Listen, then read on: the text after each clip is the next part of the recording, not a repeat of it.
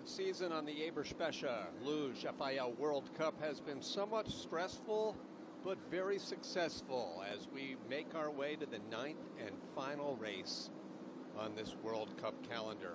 Hi everyone, I'm Tim Singer. The beautiful backdrop is St.Moritz, Switzerland, as we see high humidity, but decent conditions on this exciting natural track. This is the first time in 9 years that this Swiss Alpine resort has hosted an FIL Luge World Cup race. Here's a look at the track. They will start at the Monty's Bolt area out of the sunny curve and make their way through the woods into the town of Celerina for the finish of the race.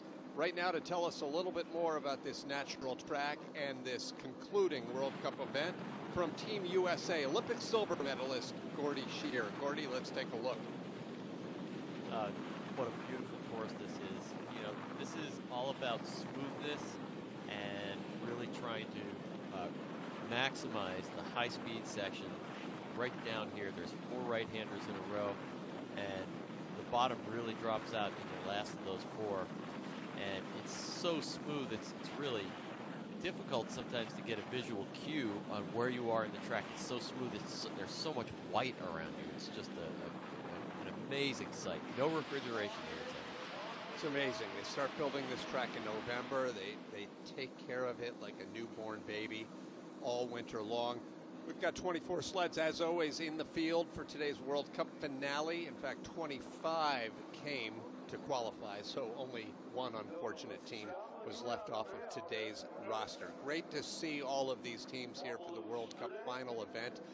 The total points championship has been decided. Number 20 there on your start list. Stoy and Kola of Austria captured the World Cup. They clinched it 2 weeks ago, the first time in 8 seasons that anyone other than Germany has won the World Cup overall in doubles.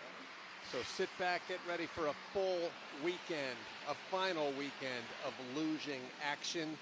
Men later today in singles. Tomorrow we've got women's singles and the team relay to conclude the season. But we open things up with doubles and the Moldovan pair of Shishano and Oprea.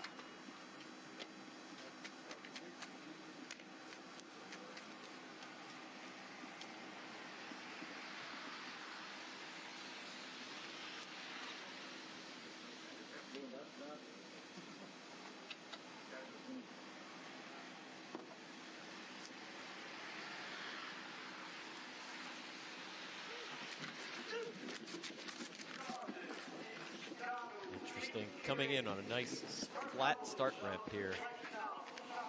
Out at the exit of the sunny curve, right below sunny curve, going into these 2 little bump curves, Nash and Dixon, before entering the world-famous horseshoe corner. You can really get a sense of how this track is built. All by hand. It's a, you know, I've talked in previous races about the course being sort of an ice sculpture, and this is really taking that to the absolute limits. Over the years, I've seen several of the time-lapse videos of them building the track over the course of 3 weeks or so. It's fascinating to watch. Yeah, built by South Tyroleans, I believe, actually. That's right. That's at that point in the course there, Gunter Sachs corner. It's the last of 4 rights. The track just accelerates so much. It's really a cool feeling. It's like the earth is dropping out from under you. 56.197. That is the longest track, not the longest track, but the longest, highest time you'll see all season long on the World Cup for these double sleds, 56 plus. However, later today, the men, Gordy, what are we talking about? 1:05, 1:06, right? Yeah, I think they were minute 6, minute 7, actually. That was training, so who knows? You know, they might speed things up a little bit for the race, but that's to be expected. All right, Mickeovich and Babura in their 4th World Cup race. They just kicked into gear in the second half of this season, beginning their first rookie year for Ukraine. As we've famously mentioned throughout the 4 races they've taken part in, 15 and 16 years old, this pair. That's just incredible. Normally these guys would be racing on the Junior World Cup circuit. With this season, there is no Junior World Cup circuit, so it's a chance for a lot of these younger athletes to get some time on the Senior World Cup Tour. So great experience for them. If you're up early in North America, it's still even early in Europe and tuning in, please send your messages along. We'd love to hear from you. On Twitter, you can find us at Luge Announcer. Also, feel free to email us, luge.announcer@gmail.com. Little start issue for these guys. I think that's probably where they lost the majority of the time in this run. And a lot of time it was 3/4 of a second, the youngsters behind Moldova. And you mentioned that flat area for the paddles at the start, and Natalie Geisenberger was saying a couple of days ago that this is absolutely, with the women's race, something that's going to favor the fast starters. Look out, Rita Rassner, in fact, later today in doubles. Yeah. You know, those start ramps, when they're flat, boy, it really changes the face of a race. This has all been temporarily placed here. It's been 9 years since they held the World Cup here. They've picked their spot. We believe, Gordy, that this start position is slightly lower than it was the last time there was a World Cup here, or when the World Championships were held here 21 years ago. Yeah. Wow, look how flat that is. Yeah, I think it was up entrance of Sunny, or at least into the middle of Sunny. Oh, major problem at such low speeds. That's a killer. It seems like a lot of sleds are just narrowly missing that left wall coming into Nash. That the two curves are Nash-Dixon, and it looks like they're just hitting that left wall. It's kind of a tough spot. And these sleds do not like to steer at slow speeds. Once they're getting going at a little bit more speed than they are moving at the start ramp, they become much easier to steer. It's somewhat reminiscent, and I'm sure we'll see this on the replay, of the situation where there's Gunther Sachs. They're having the big problem there as well. It's a scary place to make a mistake. Yeah, that's right. And then it flattens out a bit here around Martineau into the finish. What I was going to say, Gordy, reminiscent of Eagles way back at the beginning of the season, of course, because you have no speed going. You have a challenging curve right out of that start ramp. And if you tap, you're done, right? Yeah. Sometimes these merges where the women in double start come in. Here you see they turned it a lot, actually, maybe even too much. But yeah, these merges where you come into the rest of the track from women in double start, boy, that's playing with fire right there. That would be a fast point to have an accident.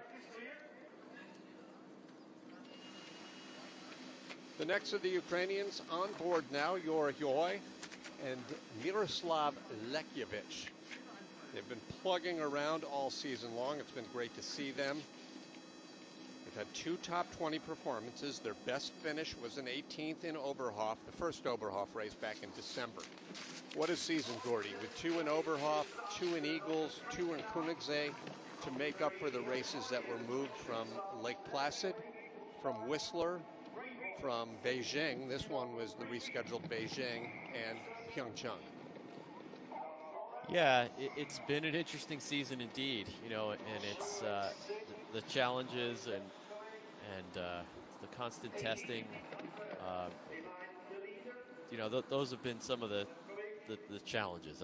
I'll say it again. But one of the upsides is coming to a place like St.Moritz. I mean, this is just such a great treat for the athletes. They're all excited to be here. They're completely pumped. It's such a different track to slide on than anything else that's out there in the world. Now the lower portion. I once remember Silke Otto crashing around this finish curve and still winning the World Championship. That was in 2020. That's the kind of speed she had going by that point. She was always one of the fastest down at the bottom part of the track. Yeah. The other amazing thing about this track is how quiet it is. It's built so well and it's so smooth. When they built St.Moritz right, it's just an incredible experience. It's like there's no sled noise. Again, here's that start. Definitely seems like more of a factor than I anticipated. Didn't hear much about that either. No. During the training. Although I had several athletes tell me that they were not pleased with how low the start was, but I didn't hear anything about potential big left wall. Doesn't that look a bit like Eagles? Yeah, it does. It's definitely a tough angle to merge in at. Stakov and Lisetsky next up. Both 21 years old, actually 21 and 22 years old. Lisetsky will turn 23 next week, just after the season, the bottom man. That was a nicely done start curve. You can see that they really minimized their distance, hit their drive just right. As they go into horseshoe, you can see they're entering the curve on the right side, and that really is, that's called entering a curve early so that you get onto the profile as soon as possible. And that's generally the rule of thumb for this track, is that you want to get onto the curves as early as you can. Not as early as you can, but generally early. This is the third of 5 teams from Ukraine, or the third team from Ukraine of the first 5 we've seen, which is incredible, the depth they brought to the tour this year. Gordy, when you think the likes of the USA and Canada have just entered one doubles team this year. So I know some of that is economics and some of that is pandemic and logistics, but still it's great showing by Ukraine. Yeah, it's exciting to see that level of depth and all these new teams coming in, and it's definitely a good sign for their program.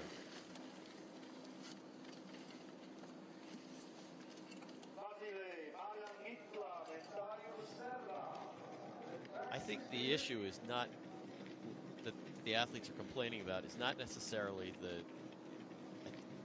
that they're starting from so low. It's with that flat start ramp, they just can't generate any initial velocity quickly. Yeah, we will see, because the Italians, in particular, Rita Rassner and Nagla Malayo, they'll be crushing out some starts. Tony and Sasha and the Tobys will probably do the same. So it's a question probably of whether the rest of the world can keep up with them. If they stay off the wall, it's their race to lose, right? Right, exactly. You see how close they have to come to that left wall. They cut it, and the back driver's knee is just clearing that wall if you do it right. It's the second of the 2 Romanian sleds, Vasily Zhitlan and Darius Serban. Zhitlan, top man, he's 23 years old. He's from Rebu. He's a 4th place finisher at the 2016 Youth Olympic Games in Lillehammer. Now they make their way through the woods from one town into another, St.Moritz to Celerina. Notice all you really hear is wind noise. You're not hearing any of that normal sled chatter that we're accustomed to hearing at all the other tracks. Sometimes you hear the train because right. They go right under the train railroad tracks actually here. 55.158. And the other thing you sometimes hear is a very proper sounding British public address announcer next door over at the Cresta Run. And it's amazing that they have 2 facilities so literally right next to each other. Well, Lake Placid used to back in your day, Gordy. This is true. This is true. But, you know, the Cresta Run is just an animal unto itself. You don't see anything like that anyplace else in the world. You see the crystal standing down at the bottom of the track. That's already been awarded unofficially to the Austrians Stoy and Kola, who captured the World Cup title 2 weeks ago in Innsbruck. But the formal presentation will take place today. Now Poland on course, Chmielewski and Kowalewski. 1 year, almost to the week, removed from their first ever podium in Winterberg last season. That was a really cool experience. Everybody in the luge community gets so excited when you see one of the smaller nations get on the podium. It's just really refreshing to see. Boy, that exit of horseshoe into telephone looks completely funky. I don't know if it's because they're carrying so much less speed than they normally would, but it just looks so offline. It looks like they're touching and then onto telephone and then getting knocked down. Yeah, I think the word would be it's less treacherous than horseshoe's exit would be from the top start, but no less costly, maybe more costly time-wise. Yeah, see a lot of movement coming out of coming out of Gunter Sachs and up on their side at the finish. But they were a little offline. I was talking about getting early into all the corners. It seemed like they were getting progressively later into some of those corners, and it just caught up with them at the exit of Gunter Sachs. Yeah, see, there we go. That was the exit of Horseshoe, pardon me. So Terry sends an email in with a question wondering whether they've made accommodations to the track for Luge here. And he was mentioning Marcel Rohner, who's involved in the track management. And of course, our ice meister is Christian Bronchen, as we see Park and Cho grab the handles for Korea. And I asked that question, Terry, to find out whether the curves are slightly reshaped for Luge. I didn't get an answer. I got to believe they are somewhat, because it's an entirely different proposition, especially starting down here for these sleds. And they certainly have the crew where they can reshape some of the corners. That's a great question. It really is. I will say that, talking about the quality of the ice, I don't know how they do it. I don't know how they make this ice so smooth and so chatter-free and so consistent. It seems like this ice holds, whether it holds its speed in a variety of different conditions, as long as there's not precipitation coming in. Poland took the lead a moment ago despite several bumps. The Koreans are having some issues down here in Portola, the Finnish curve, Portago rather, and they're in second place, 1200s back. Make no mistake, Gordy, it is a natural track, but they are constantly spraying it. I mean, they have the hoses everywhere. You can spritz this, not can spritz this, you must spritz the track. Yeah, this is down in the finish, but it's got to be just so much work. I know sometimes they get relatively low humidity here, and so they must be facing a lot of evaporation as well. Here are the first of the three from Austria in today's competition, Juri Gatt and Ricardo Schopp. Both of these athletes are 19 years old. They were part of a relay-winning gold medal team for Austria at the 2019 Junior World Championships. Really saw those guys digging forward on their paddles. They've got their spike gloves on, reaching as far forward as they can, maximizing their contact time on that ice. And, that's a really beautiful-looking start. One thing I've noticed in many, many years of covering bobsleigh races here and skeleton races is that when the sun comes out, and it should peek over the mountains in the next half hour or so, this track, even on a warm day, Gordy, actually gets faster. It's something to do with the sheen on the ice or the slightly melting. I'm not sure. Yeah, it could be just putting a little bit of a layer of ice. The net effect is like a spritz. Sure. I mean, that makes sense. Nice run by the Austrians, 54.591 to put them into the lead, still less than halfway through.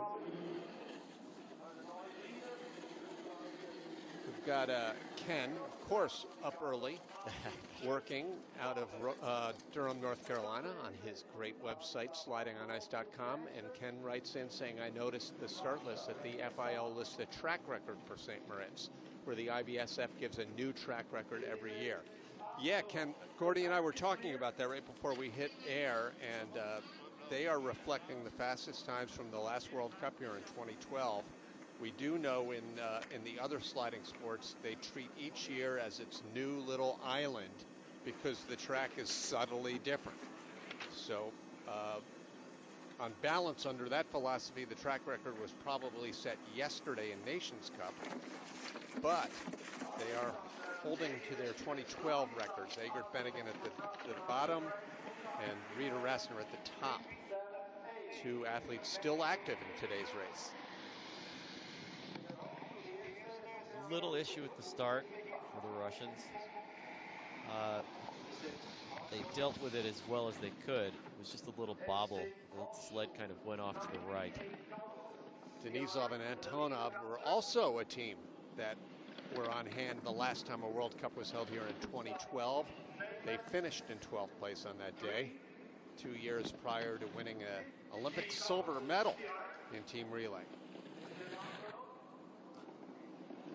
The bridge corner, and this is Gunther Sachs. Bridge is when you go under and you see that railroad bridge. Gunther Sachs, as Gordy said, the big drop down.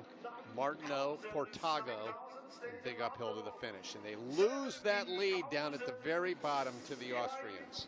Yeah, some issues in that Martineau-Portago transition that you were talking about, as we see Victor Knieb, their coach. That's got to be frustrating, because they were really nicely building some speed there. Definitely can be tricky down in the bottom. Good position on the sled. Amazing. Yeah, really nice position on the sled.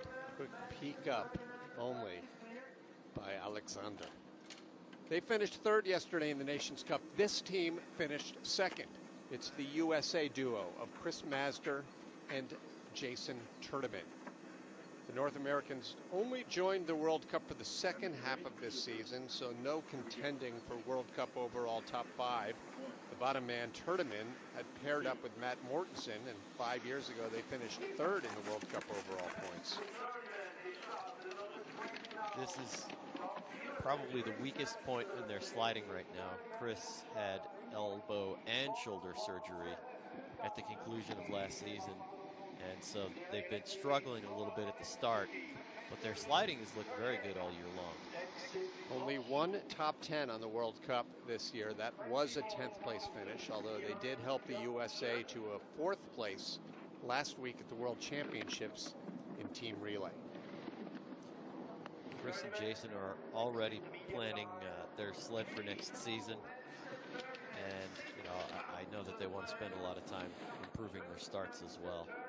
They moved to the green, as you saw halfway down this run. They're having a really clean bottom part. Their speed 75 or 76.5 miles per hour. And to the finish, they take over the lead. Good run by a 1/10 of a second, 54.489 for the United States, with yesterday's Nations Cup champions from Slovakia getting ready at the top. Yeah, looks like Chris is happy with that run. Everyone's a little happy this week in St. Moritz because they're headed home. And how could you not be happy here? It's just such a beautiful spot. And this track, as I said, is just so unusual. So much fun to compete on.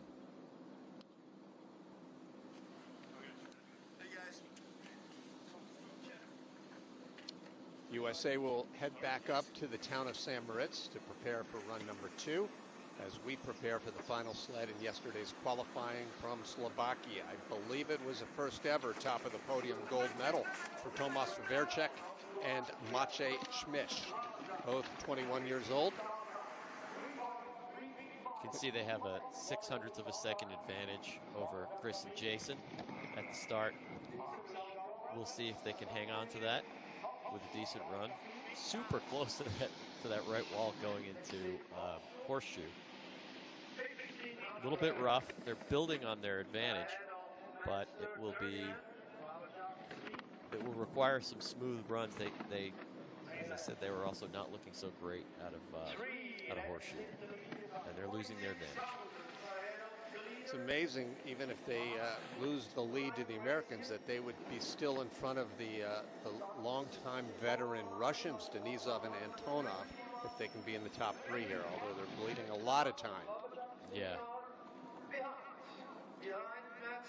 4th place. It was interesting also, the amount of wind noise that I heard. The amount of wind noise that you could hear coming off the sled seemed a lot louder than a lot of the other teams. Someone was mentioning last week, I was getting a few tweets about one of the nations has a sled that whistles. Let's see if I can look that up again, or if you're watching, right back in. Now we move into the seeded group. And here are the first of the 3 Germans. Robin Goyaka and David Gahm. Had to be difficult for them to sit and watch from the sidelines the World Championships last year, especially when They were being held on a track where this pair once podiumed at the Worlds. The last time it was held in Koenigsegg in 2016. But they're back here for the World Cup finale, and they will be battling with Orlamunder and Gubitz for that third and final spot next year as well. But Gordy, unless something major happens to the Tobys or Egert Bennekin, only 2 teams go to the Olympics in doubles. So they still will be on the outside looking in. That's definitely a tall order. This German doubles legacy, just incredible.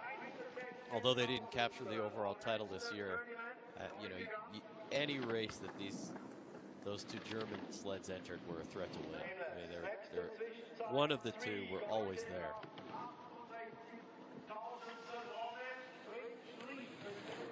Clean run working for Robin and David down here at the bottom portion. And now they fall behind the USA.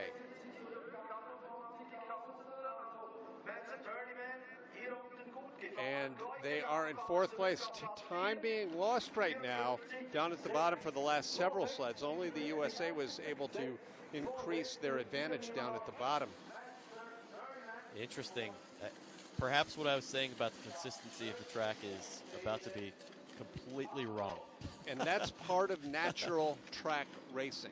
But I stand by my comment as well, Gordy. I mean, I've covered so many races here, and when the sun peaks out, that's Changes. when. Now it's getting warmer here, but no sign of the sun yet. It's supposed to be a little sunnier this afternoon, but maybe because of that, the track is remaining slow. Now Yannick and Armin Frauscher.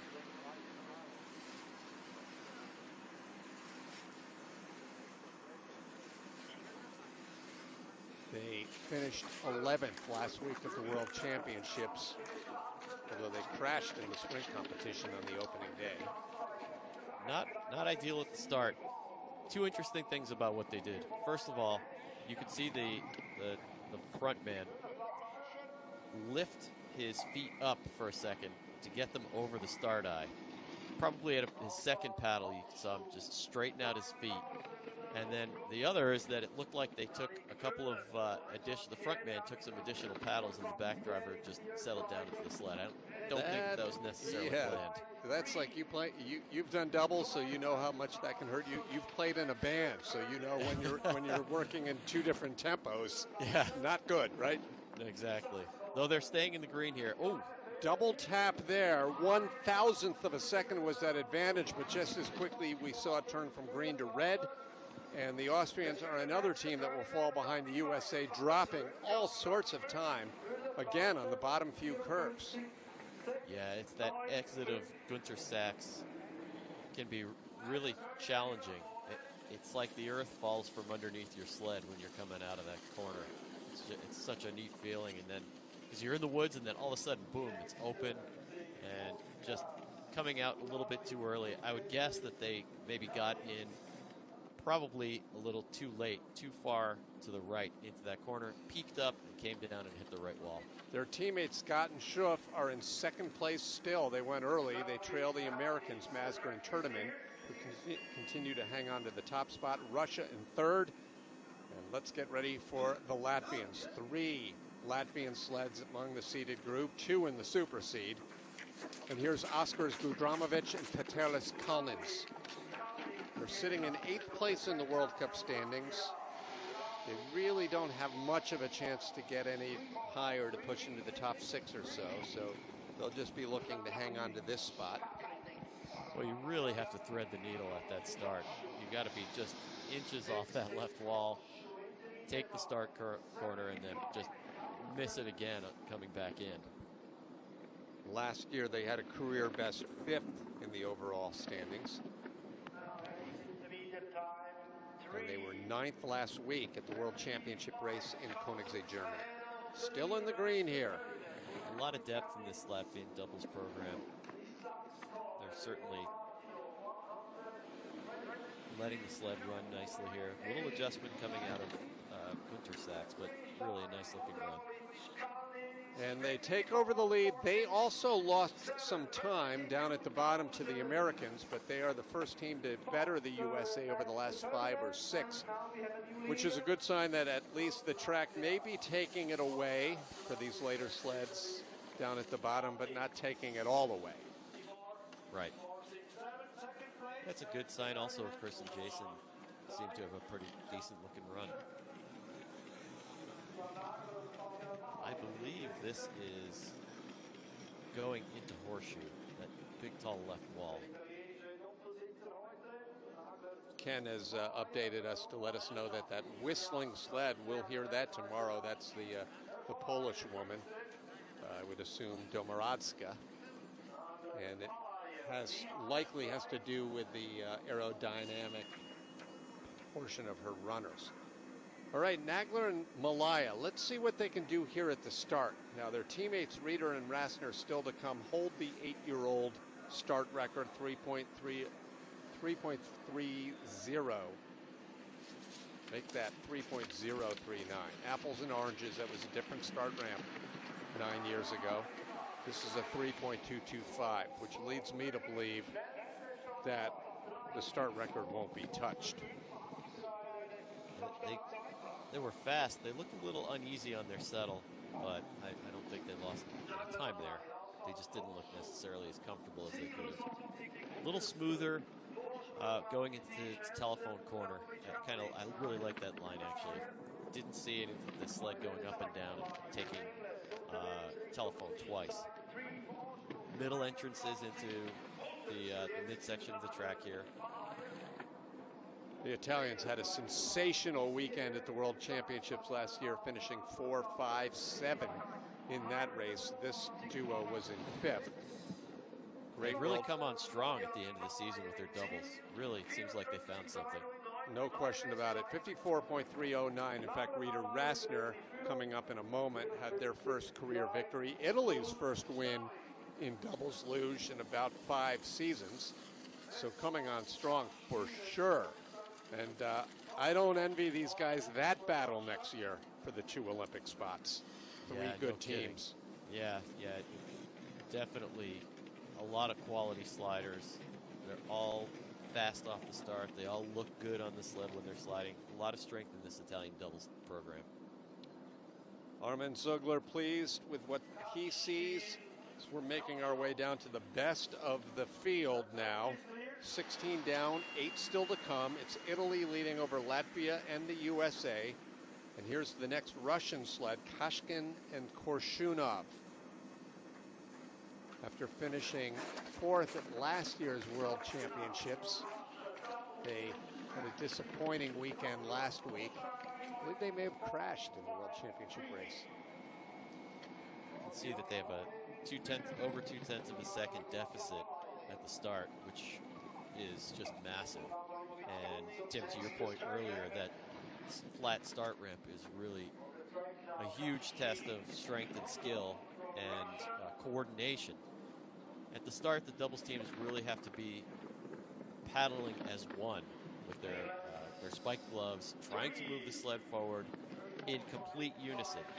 You can be the strongest team in the world, but if you're out of sync, it's just not going to work. Going back to your musical analogy. Yeah. They were 4/10 back. They cut that to 3/10. They're picking up a little time. So again, it tells us that the bottom of the track isn't as slow as we earlier thought. But still, they had way too much time to try to make up. I'm not sure how they lost 4/10 early. Did I miss a mistake there? They were 2/10 off at the start, almost 2.5 off at the start. So that's an almost it is an impossible deficit to make up.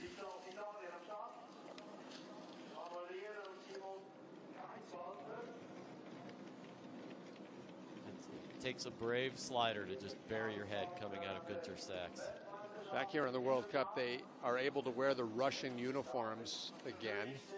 The Russian Luge Federation moniker is strictly for championships, World Championships, the Olympic Games. And we move along now to the next of the Italians, Reeder and Keinswaldner. They finished 4th. They've been big game players the last couple of years. This is just concluding their 3rd season as a team, but they finished 4th last week at the World Championships. Last year at the Worlds, they were also 4th, so twice, 2 years in a row, just off of the podium. They're having a consistent season, sitting in 7th place in the World Cup standings. The slowest of the 3 starting Italian teams, but still pretty quick. As you see, 2nd fastest start time. Yeah, by 600ths of a second. Anything you can do at the top to accelerate the sled is hugely advantageous down at the bottom and tends to multiply exponentially, all things being equal.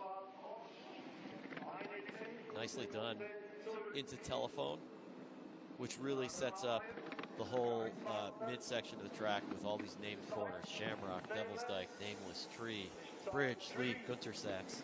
And it's so beautiful. You're literally sliding through a forest, through the woods, from one town to another. Here it opens up into a big field. Oh, ooh, that's going to hurt them. Just 4 thousandths up, but this should turn red again by the finish. Oh, yeah, they lost 1/10 of a second just by those 2 light taps. They're still in 2nd place, Gordy. It's Italy 1-2, Latvia, USA, and Russia completing the top 5 with 6 sleds remaining.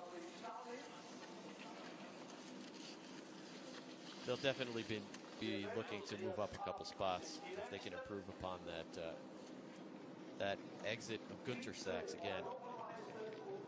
Yeah, they just got in a little bit late into Sachs. The sled went up, and they came down early, and they tapped that right wall.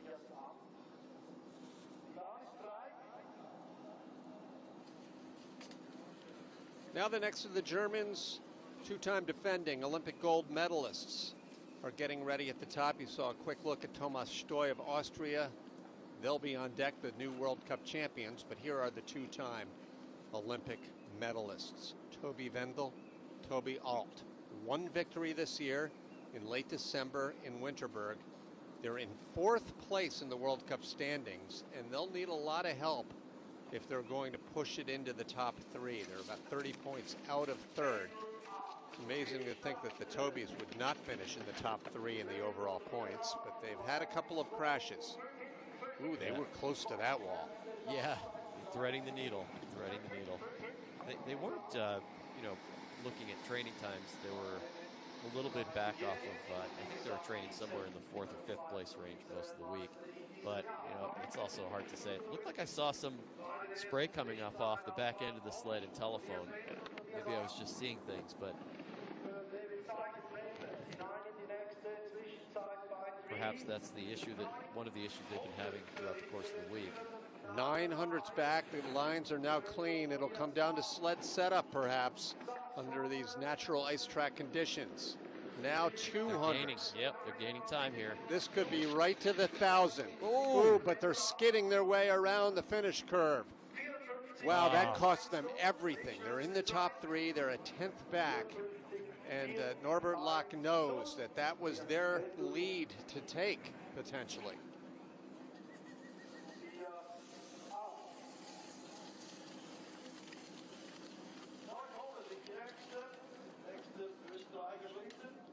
A lot of frustration for those guys. It was a really nice looking run. They were building some momentum, and then right in front of Portago, the final finish curve, a little mistake. So frustrating. Nonetheless, top 3 for the Tobys. The last time they were here 9 years ago, they finished 7th. Congratulations to this pair, Thomas Stoy and Lorenz Kola. You talk about a comeback season.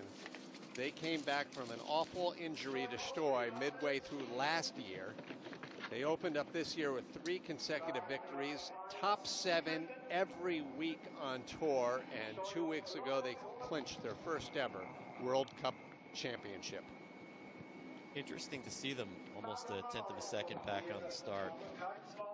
Oh, look at all the hard driving you can see. Yeah, with the right foot, that was impressive. It's such a steep left turn and drop off out of Horseshoe. Yeah, that's called hooking, and what he was actually doing is lifting the non-driving runner up and pushing down on his leg with his opposite leg, and that's what you do usually. You see a maneuver like that in a start curve when you're trying to get that kind of leverage on the sled. To the finish in second place, so again that magical speed. They finished an uncharacteristic 6th last week at the World Championship, so despite this sensational World Cup season, I'm sure that was a bit of a letdown. But all could be, not all, but most could be forgotten with another podium to conclude this championship season. Yeah, I think that the start was the main issue for these guys. They just, for whatever reason, the start time was off, so. The Austrians are through. The final Italian team ready at the start. Ludwig Rieder and Patrick Rasna. They hold the start record from 9 years ago. They finished 7th in that race. Their start time was a 3.039. But once again, apples and oranges. Different course then. It's a great look at the bolt. And this area is called Monty's Bolt, in honor of the great bobsleigh champion Eugenio Monty. We'll tell that story when we have a little time. It's a great one. 0.03 of a second behind their teammates at the start with a decent run. Seems like the Italian sleds are doing their thing here today. This will be interesting. They had their first ever World Cup victory a few weeks ago. That was exciting. It was emotional. I mean, they've been at it for so many seasons. This is their 11th or 12th season on the World Cup.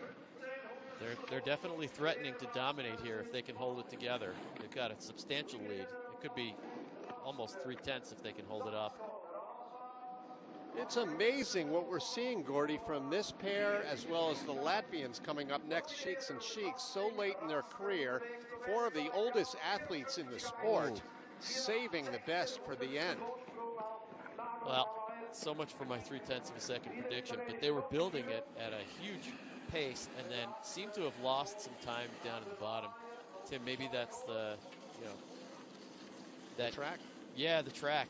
Yeah, definitely. I mean, nonetheless, Italy has 3 in the top 4 4 right now. Impressive. The Italians have really come on strong with their doubles. This is quite a show. Armin pleased, longtime singles competitor, of course, the greatest ever. But what a doubles team he has among his coaching staff, though, led by Kurt Brugger.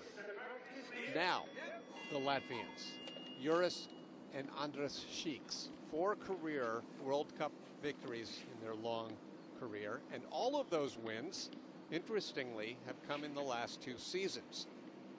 They also own 3 Olympic medals, a drawer full of World Championship podiums.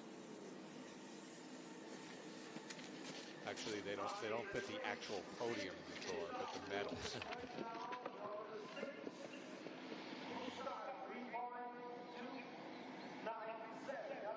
2:97 is a good start time for these guys. Look for them to build time at the bottom. Their expertise as drivers, their smoothness on the sled, their knowledge of how they interact with that sled and how to set it up to go fast is really their strength, and that speaks to their experience. 4-time Olympians. It will be interesting to see how they will fare against the Tobys, Wendell and Alt. That's the team they're battling right now for the top 3 in the World Cup overall. They have about a 30-point lead entering this final race. 1/10 of a second back right now. Yeah, they're building time. I'm not sure that's going to be enough. Little hit going into Portago. Well, we've seen incredible speed from the Latvian sleds at the bottom of the tracks all season long. And I'm not sure whether, I mean, these guys have been around so long, Gordy, they've got it, I would guess they're doing their own sled.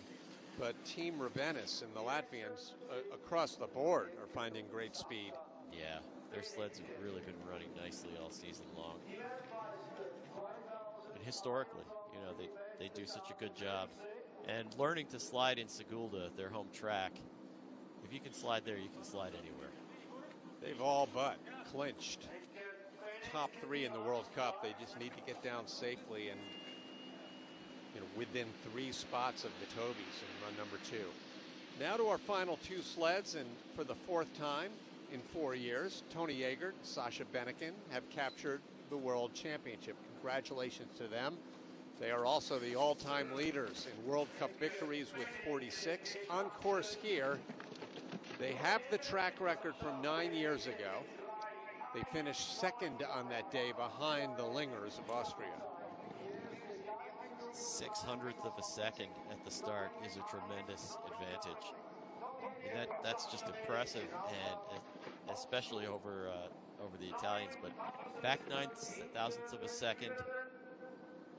I'm trying to see where they would have lost it. Now we'll get a trend setter here with this split. And it's 600. So that's certainly makeable. We just saw the Latvians pick up about a 10th down at the bottom. Seems like they're just bleeding off a little bit of time here and there, but gaining it back a little now bit. They're coming back. Going to be real tight. This will also be to the 1,000th. No skid like the Tobies had, and they find it down at the bottom. Wow. So Tony Yeager, Sasha Bennigan, 2nd place here 9 years ago. They wait nearly a decade to return to St. Moritz, and they do it with a 1st place run with 1 sled remaining. It's interesting. It seemed like they gained speed in the portion of the track where most other teams were losing it. They will. Go ahead, Tim. I'm sorry. Yeah, no, they will likely end up in 2nd place in the World Cup standings. We'll have plenty of time to talk about that, though. Sorry. Interesting how low the feet are on Tony's riding position. He always rides with his feet so low, lower than normal. Sasha looking forward to getting back to Oberhof and his 2 kids after the weekend of racing. It's been a tough year for everyone to stay in this bubble. And now our final team here in run number 1. Who'd have thought 3 months ago when this season began that Martins Bots and Roberts Pluma would be in the top half of the field, let alone this super seed and the final sled to come down in run number 1. What a great rookie season. Far and away the rookies of the year in the sport of international luge. It's really exciting to watch a young doubles team like this just come up and tear through the field like they are. And I'm incredibly impressed with how well these guys are gelling and their ability to hold up to the pressure that they've been sliding under. Top 15 in every race for them, including their first ever podium in year number 1, a 3rd place on their home track. They had a 4th place as well in Innsbruck. Look at this, 100th of a second behind. And we've already seen what the Latvian sleds have done down here at the bottom. Could it be, Gordy? It could. Now they're in the green. This is incredible. Now they trained quickly all week, but we've got a new sheriff in town in doubles luge, 54.05. I'm not sure if that's because they are so good, familiar on this track, or Gordy, just the very fact that the Latvian sleds have been fast and maybe the track is finally speeding up. It's hard to say, but that was a good looking run, and they just built speed all the way down. That was, wow, that's super impressive. But you could see the trend, the times were just slowly coming down. Interesting that their geometry on their sleds a little bit different from a lot of the other sleds on the field. But, definitely interesting to see them building that time. Really exciting. Good for these guys. They get how old are they, Tim? They are 21 and 20. Martins Bots 21, Roberts Plume 20. And they have the lead over such great champions as Egert Benniken and the Tobies, the current World Cup title holders Stoyan Kohler. It's a familiar leaderboard, but with the youngsters on top. The USA sitting in that very familiar number 10 position.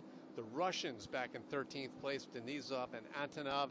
Nothing even resembling, Gordy, anything of a major crash in run number 1.